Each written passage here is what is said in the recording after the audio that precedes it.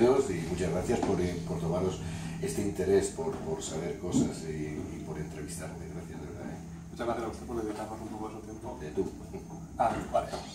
Pues, ¿dónde viviste, dónde te criaste, dónde creciste?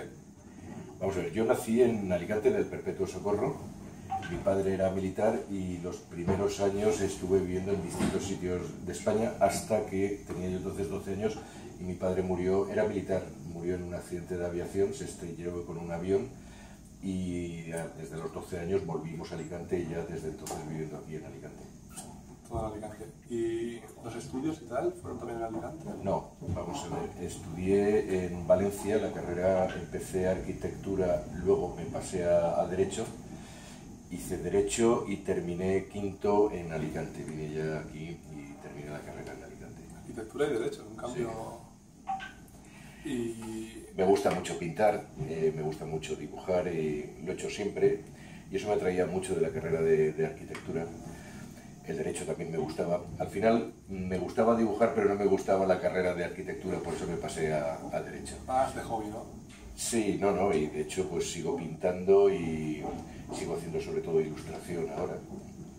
Son curiosidades, ¿no? Pero sí, muchas de las mascotas que hay en cartelería que se han utilizado en la pasada legislatura son mascotas, no son diseños míos, ¿no? Está muy bien. ¿Y qué le ha hecho querer hacerse político? Yo empecé, vamos a ver, muy joven. Yo me afilié por primera vez a nuevas generaciones del Partido Popular. Yo siempre he militado en el Partido Popular. Con 16 años entonces se podía, ¿no? Luego hay un periodo en el que no estuve militando y volví otra vez a militar en nuevas generaciones. Me ha interesado la política siempre. Siempre he estado vinculado al partido en labores sobre todo de gestión interna. Todo el tema jurídico del Partido Popular lo estoy llevando durante bastante tiempo. Y luego pues llega un momento en la vida en la que yo soy abogado de profesión, llevaba ya 25 años ejerciendo. Bueno, tienes un despacho, ya tienes una estabilidad y en ese momento pues te pica el gusanillo de participar mucho más activamente, de comprometerte más en política y di el salto hace 4 años. Hasta hace 4 años yo nunca he tenido ni un cargo público ni nada de ese tipo, ¿no? Ha sido todo como un poco de sopetón, ¿no? Te voy a adentrarme.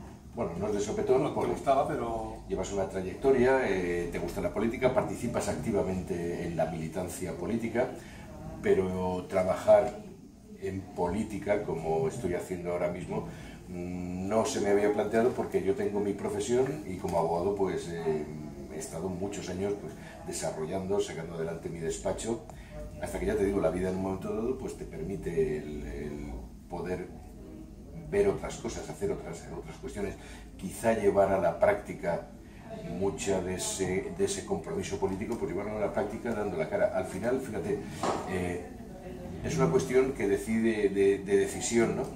Dice, ¿quieres que decidan por ti o eres tú el que toma las decisiones, ¿no? Y quizá eso nos pasa un poco a todos, que te hartas de que otros decidan y eso te repercuta y al final pues te comprometes para ser de los que están tomando las decisiones, ¿no? Es importante. Y así cambiando un poco de tema, ¿en qué medidas cree que debe Alicante adentrarse o modificar para preservar el patrimonio histórico de aquí? Vamos a ver, para eso hay que tener muy claro, en primer lugar, qué es el patrimonio histórico de Alicante. Hay cosas que son muy obvias, ¿no? El castillo de Santa Bárbara, el castillo de San Fernando, determinados edificios públicos, determinados entornos, que son muy evidentes, ¿no? Hay otros que no lo son tanto, pero por puro desconocimiento. Por tanto, hay que poner en valor y saber qué es lo que tenemos. Ahora mismo en el Ayuntamiento se está tramitando el catálogo de protecciones. El catálogo de protecciones no solo es de patrimonio cultural, también lo es medioambiental, e histórico, y ahora lo que estamos discutiendo es qué es y qué no es protegible, ¿no? Ese es un debate muy interesante. Una vez que sabes qué es lo que es merece la pena ser protegible, tienes que marcar los grados de protección, y hay distintos grados de protección, desde un BIC, que es la máxima protección, a un bien de relevancia local. Hay distintos grados. Eso hay que graduarlo también, ¿no? Y luego ya es la propia ley la que determina, en función del grado de protección, qué es lo que tienes que hacer con esos bienes y cómo debes protegerlos. Es una cuestión que está ya más que estudiada, ¿no? Quizá lo más importante es esa primera fase en la que estamos ahora mismo, de decidir qué es lo que es protegible, qué es lo que merece la pena ser protegido, y por tanto cuál es el patrimonio real que tenemos en la ciudad de Alicante. Esa definición es muy, muy importante. Y en cuanto a los edificios y tal, ¿qué importancia le dais? Hombre, mucha es básica, es decir, al final, cuando tú viajas a otras ciudades, los recorridos que haces los haces principalmente en función de 2 o 3 hitos, como puede ser un castillo, como puede ser un puerto, como puedan ser otros hitos muy, muy significativos, pero después son los recorridos urbanos principalmente, o los recorridos medioambientales cuando estás en un entorno más rural, ¿no? Si eso lo haces cuando vas de viajes, porque eso tiene muchísima importancia. Alicante, claro que tiene esos recorridos. Los edificios antiguos hay que preservarlos. Los antiguos, no los viejos, que no es lo mismo. Un edificio viejo es un edificio que arquitectónicamente o históricamente no tiene un valor, lo que pasa es que está hecho hace mucho, mucho tiempo. Un edificio viejo no tiene por qué necesariamente ser protegido. Pero un edificio antiguo al que van incorporados esos valores, el valor histórico, el valor estético, el valor arquitectónico, eso es imprescindible que lo preservemos, porque es parte de nuestra propia historia. Es la historia que visualmente puedes contemplar, no es la historia que te cuenta, que esa es la historia de lo que ha pasado a lo largo de los siglos en la ciudad de Alicante, y eso es muy importante. Pero la memoria visual, la que puedes apreciar con tus propios ojos al ver un edificio que tiene 2, 3 siglos, 4 siglos, 5 siglos, todo el casco antiguo. El casco antiguo, lo que son los barrios de San Roque y el barrio de Santa Cruz, ese es el origen real de la ciudad de Alicante. Eso es el casco urbano que se crea extramuros e intramuros del castillo de Santa Bárbara. Y en gran medida, no solo en todo lo que es su configuración, sino muchas de las casas tienen siglos de antigüedad. Ahí hay que preservar, no preservas una casa, preservas un barrio completo, porque toda la estructura de callejuelas también forma parte de la arquitectura de ese barrio. Ahí es donde ves el origen de la ciudad. Igual que vamos a ver las ruinas de Lucentum en la Albufereta y vemos el pasado romano que tuvo el enclave de Lucentum, ¿no? Si estamos preservando eso, con mayor motivo tenemos que ir a lo largo de la historia, ir preservando todos esos hitos que van marcando nuestra historia y ser lo que hoy somos, ¿no? La ciudad al final es el resultado de lo que se ha ido construyendo a lo largo de muchísimos siglos. ¿Y en qué medidas cree que debe haber un acuerdo en el censo del ayuntamiento en cuanto a ese tema y a todos en general? Vamos a ver, creo que es uno de esos temas que tiene que buscarse el máximo consenso posible, porque la catalogación y el nivel de protección es algo que debemos de mantener a lo largo de los años. Es decir, lo que no podemos es estar discutiendo cada X tiempo si este edificio debe o no debe estar catalogado.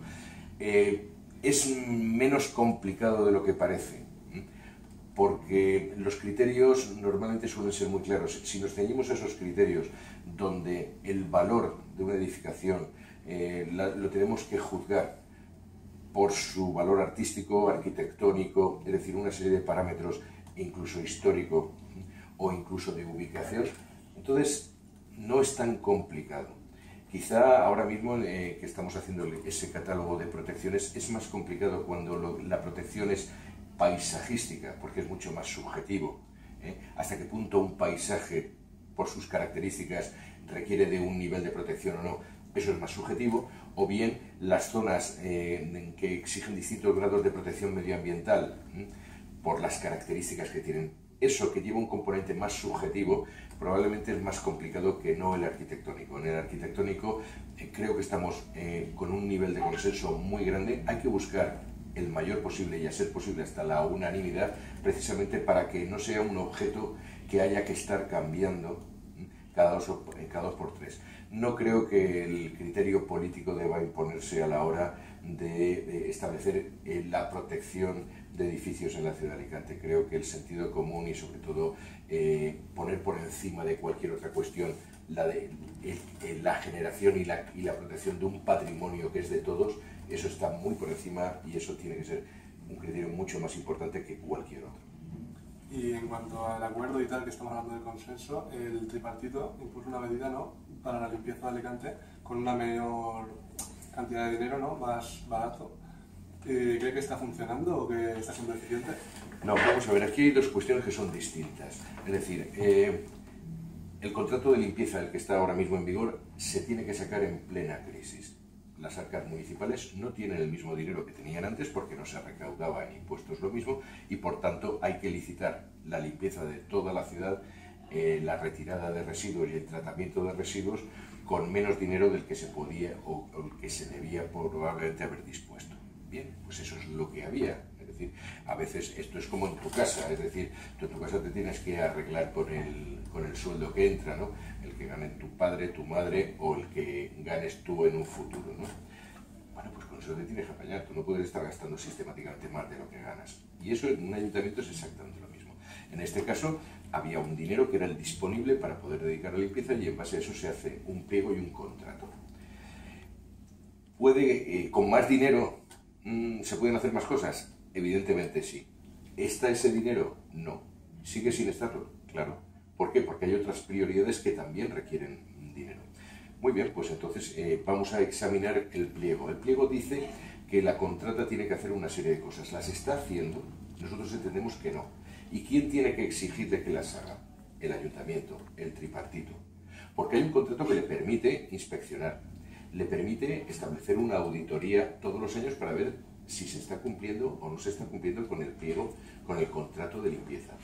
Porque hay un cuerpo de inspectores dentro del ayuntamiento que tiene que estar dando vueltas por toda la ciudad viendo si la contrata está barriendo donde tiene que barrer el día que tiene que barrer o si está baldeando en el barrio de al lado.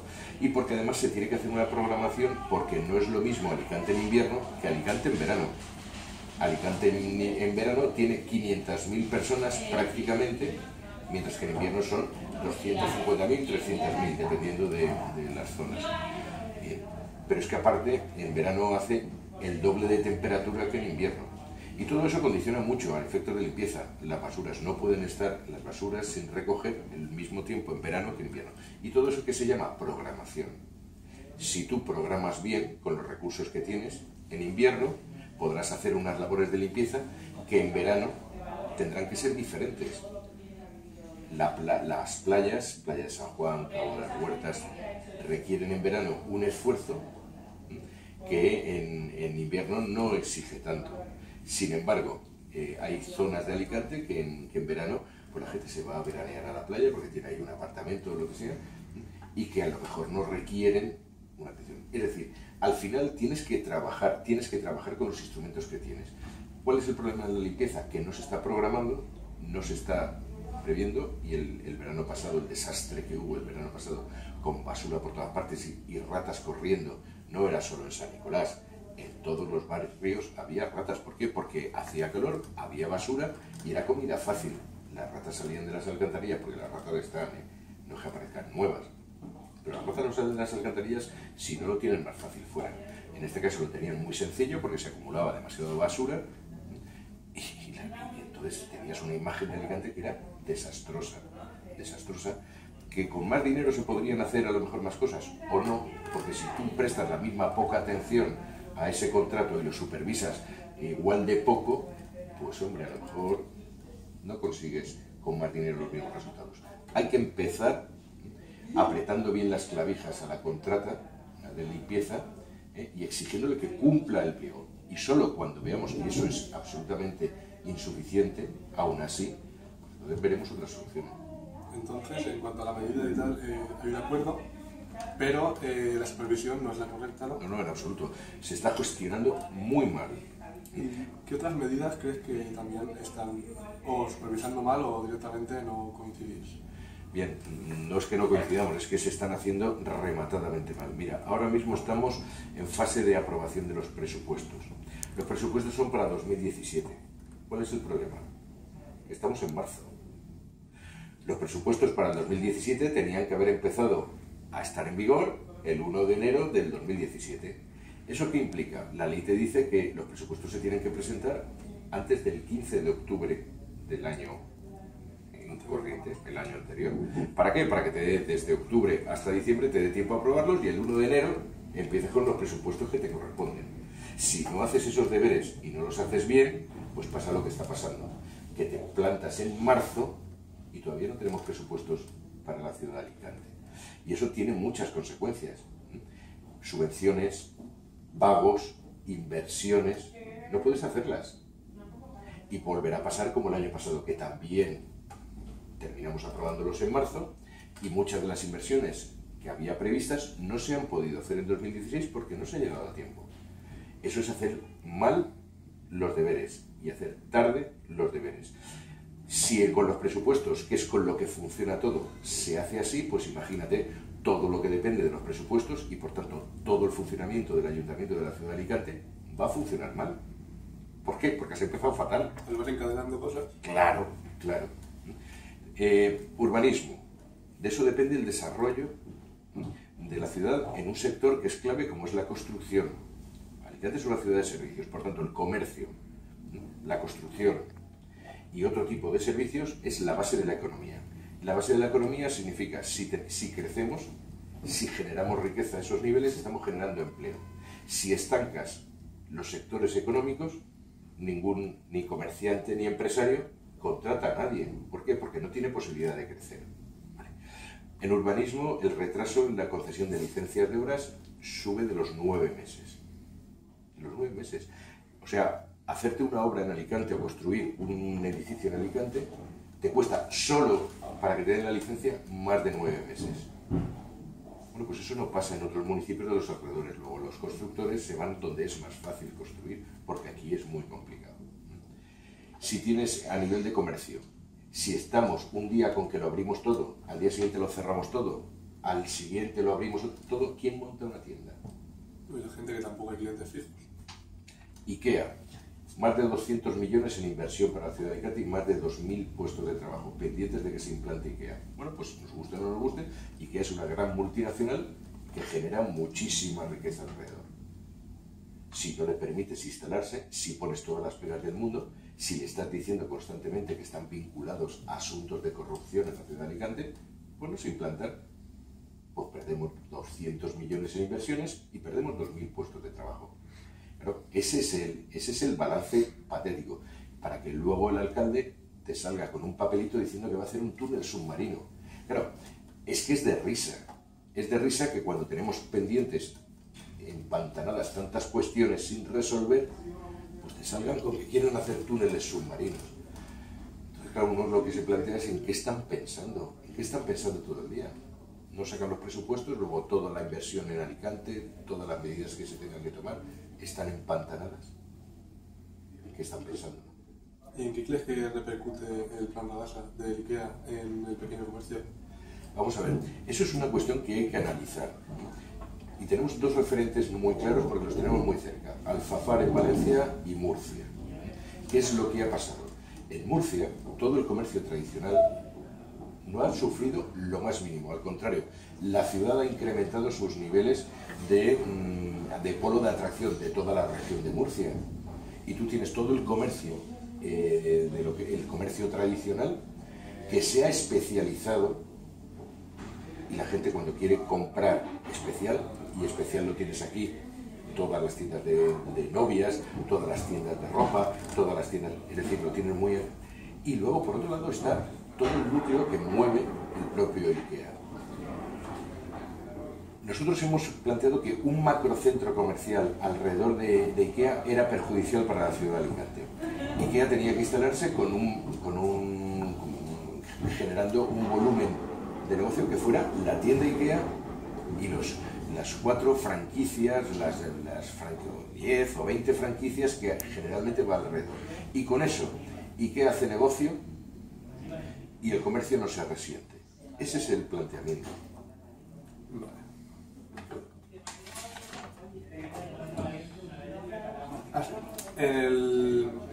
¿El proyecto del Parque Central, existe algún progreso? ¿Se ha quedado parado? El proyecto del Parque Central depende de dos cosas fundamentales. En primer lugar, que haya inversión desde la Generalitat, y la Generalitat el año pasado no invirtió un euro en la ciudad de Alicante y para este año ha previsto 200.000 euros para apañar el túnel de la Serra Grossa, al cual le faltan 10 millones para terminar. Claro, si la Generalitat no invierte un euro ni en el túnel de la Serra Grossa en terminarlo, son 10 millones, si no invierte un euro en terminar la vía Parque, que es la que va a vertebrar a futuro la ciudad de Alicante, y si no invierte en alguno de los otros proyectos, incluido el Parque Central, pues entonces no hay forma de desarrollar Alicante. Y el Parque Central es fundamental porque supone, en primer lugar, eliminar definitivamente lo que era una cremallera o una trinchera que dividía la ciudad de Alicante en dos. Nosotros perseguimos el soterramiento total de las vías y que el Parque Central se convierta en el punto de unión de varios de los barrios que hasta ahora vivían absolutamente aislados y separados. Pero claro, el Ayuntamiento ya han anunciado dos fases. Sí que es un proyecto importante y es un proyecto caro. En dos fases, eso es razonable. Lo que no dicen es con qué dinero, ni la primera ni la segunda fase. Los presupuestos municipales no lo permiten y los de la Generalitat no quieren. Entonces, ¿cómo se va a ejecutar? Eso es lo que se denomina la OI2, que es un programa urbanístico concreto que tenemos ahí. La lucha ya fue con el gobierno Zapatero, seguimos teniendo, aunque mejoraron las condiciones, pero seguimos teniendo problemas también con el gobierno central del Partido Popular, y ahí es donde uno tiene que reivindicar y saber dónde está. Es decir, yo estoy aquí representando a los alicantinos y por tanto peleando con los alicantinos, ¿no? Por los intereses de los alicantinos. Eso lo que significa, ni más ni menos, es que si para Alicante necesitamos el soterramiento, la construcción del Parque Central y una estación intermodal, yo tengo que reclamarlo. Esté en el gobierno el Partido Popular o esté en el gobierno el Partido Socialista, o esté en el gobierno quien esté. Y ya que ha salido el tema del tram y la Generalitat, el tram está previsto, ¿no?, unas ampliaciones por alrededor de la ciudad para que haya más comunicación. No, eso es era el proyecto original, pero claro, hay dos temas que están pendientes y que son de máxima urgencia. Una es la conexión desde la Plaza de los Luceros hasta la estación del tren. No tiene lógica que los pasajeros que han venido en un tren tengan que ir por la avenida de la estación andando con sus trolis hasta la estación del tram. Esa conexión hay que hacerla de forma inmediata, y la otra que es imprescindible y lo deseable sería además por tram es la conexión de la ciudad con el aeropuerto. Eso es absolutamente básico. Con eso la ciudad de Alicante daría un salto enorme. Esa es otra de las grandes inversiones que estamos pidiendo para la Generalitat, que es la competente, que pongan el dinero, igual que se puso para las líneas que existen actualmente, que han cambiado totalmente la forma de vivir en Alicante, conectando las playas, el Cabos, hasta San Vicente y la universidad, con el centro de Alicante. Bueno, pues terminar de rematar esa faena haciendo al menos esas dos conexiones, la de Luceros a la estación y la de la estación con el aeropuerto.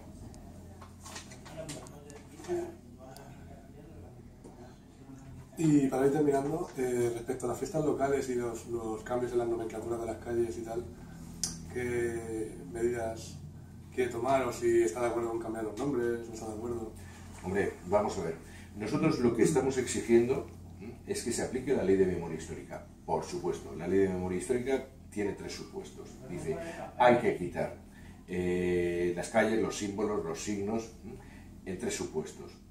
Los que salten lo que fue el golpe del 18 de julio, el golpe militar del 18 de julio, la sublevación militar del 18 de julio.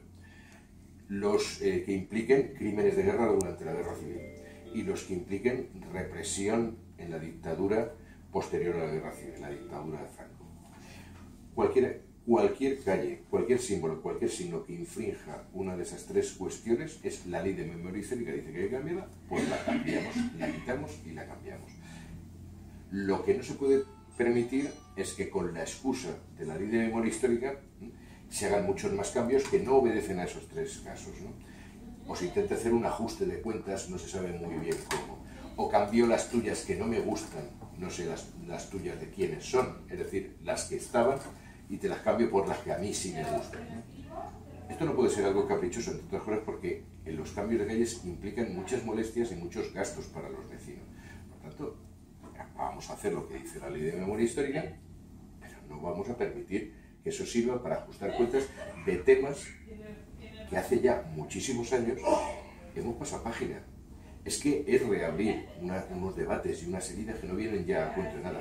Yo comprendo que para quien los promueve le justifica, porque es su bandera. Pero es que creo que los ciudadanos no estamos en eso, creo que no es lo prioritario. Nosotros hemos recurrido el acuerdo del ayuntamiento y el juzgado por el momento nos va dando la razón y nos ha dicho que hay que suspender ese cambio porque no está bien hecho, porque las cosas se han hecho mal y no se ha hecho respetando la ley. Que lo único que nosotros queremos es que las cosas se hagan bien y respetando la ley, ni más ni menos. A mí, una calle del falangista no sé qué, me da exactamente igual.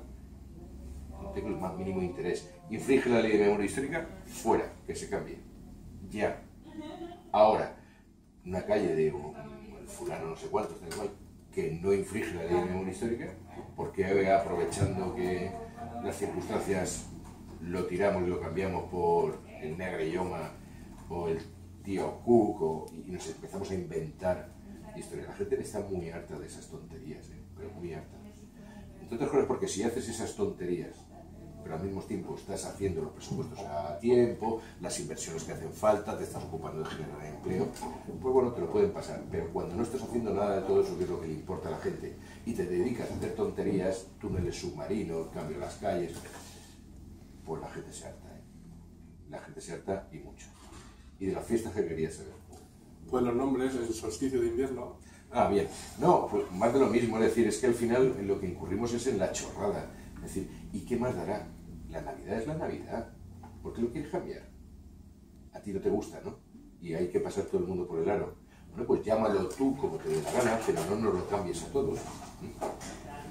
Si, vuelvo a decir lo mismo, si tripartito cumplieras con los presupuestos, si estuviéramos recibiendo los servicios de una forma impecable, si no hubiera retrasos con todas las cosas, tal y cual, entonces, mira, pues oye, el resto del tiempo dedícalo a chorraditas, pero cuando no estás haciendo nada de todo eso, déjate las chorraditas, y déjate los túneles submarinos, y demás ocurrencias que suelen tener. No se puede gestionar una ciudad teniendo como bandera exclusivamente el cambio del nombre de las calles. No se puede tener como bandera para gestionar una ciudad y para resolver los problemas del día a día de la gente, el cambiarle el nombrecito, que si solsticio de invierno, que si equinoccio de verano, ¿no? Es decir, es que al final te harta ver que son políticas totalmente vacías y que no interesan más que a dos o tres. Esa es la cuestión. Perdón, Luis. El documento, Luis.